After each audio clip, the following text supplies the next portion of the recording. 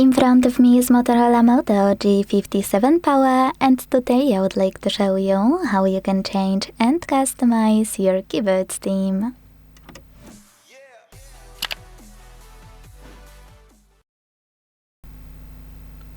Begin by launching your keyboard and clicking on this icon of a color palette at the top of it. Then scroll and make sure to click on all of those icons at the top right corners of those sections, like colors. This way you will see all available themes.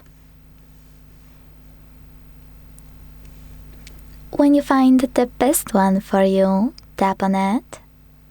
Manage key borders thanks to this switcher. And then hit apply at the bottom right corner. So when I do that, as you can see, theme of my keyboard has changed. To customize it though, go back to the same section in settings and this time use plus icon under my themes. Then select a photo you wanna apply as your new keyboard background.